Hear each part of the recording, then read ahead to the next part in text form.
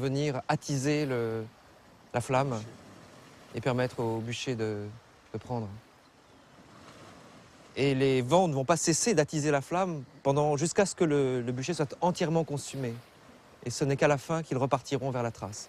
Donc il y a là quand même l'idée que les vents traces accompagnent le rite funéraire, lui permettent de s'accomplir, et peut-être comme ça à l'âme de Patrocle d'obtenir le repos auquel elle aspire.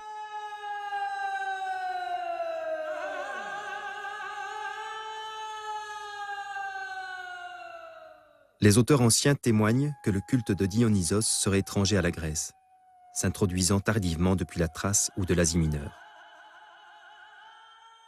Des sources historiques parlent d'un grand temple, le temple de Dionysos dans la montagne sacrée des Thraces, l'Hérodope. Ce sanctuaire a été recherché pendant plus de 100 ans.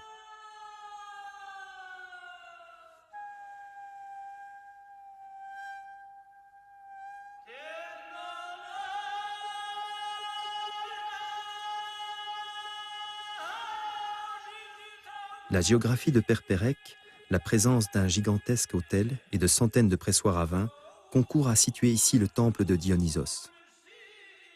D'après Hérodote, il était aussi célèbre que celui d'Apollon à Delphes. Ici seraient venus Alexandre le Grand et Gai Auguste, père du premier empereur romain, afin de connaître leur destinée.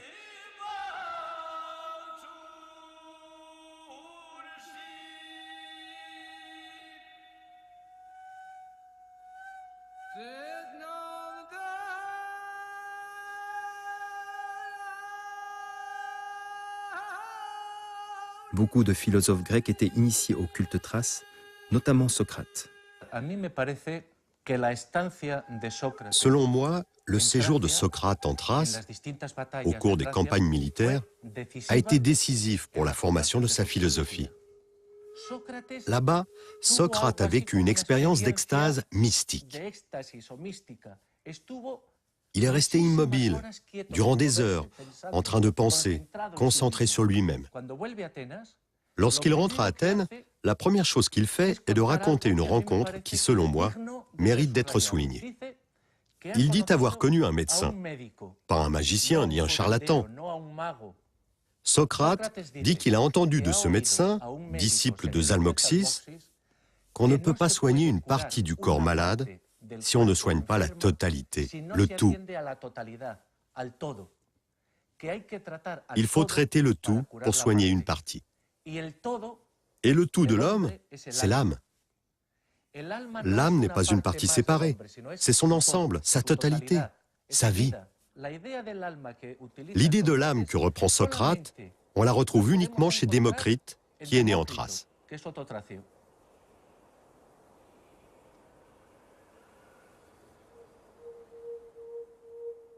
J'ai appris cette incantation d'un des médecins thraces, disciple de Zalmoxis, qui, dit-on, rend les gens immortels. Il m'a dit, Zalmoxis, notre roi, atteste en sa qualité de Dieu qu'il ne faut pas entreprendre de guérir les yeux séparément de la tête séparément du corps, le corps séparément de l'âme. C'est la raison pour laquelle beaucoup de maladies échappent aux médecins grecs, car ils ne font pas attention au tout. Et c'est sur le tout qu'il faut se concentrer et qu'il faut soigner. Platon, Dialogue Charmide.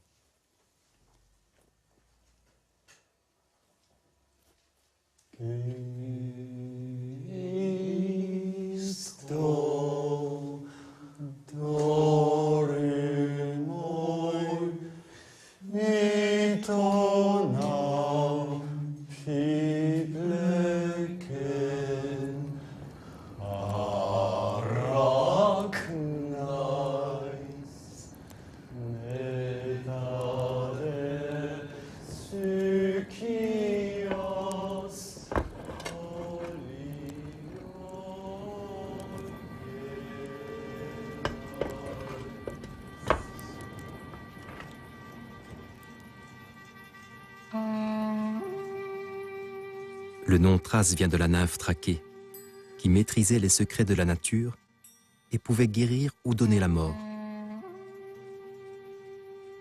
La Thrace jouait le rôle d'une zone de contact entre une pensée intuitive et une pensée rationnelle. cette fusion féconde a nourri les œuvres des artistes et des philosophes grecs.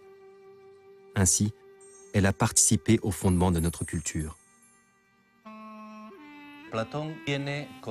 Platon accorde aux traces une place très importante.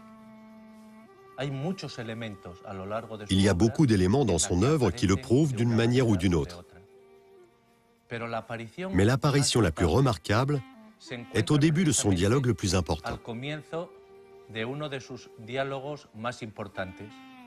Une œuvre fondamentale de la culture européenne, de la culture occidentale, la République, la Polithéa de Platon.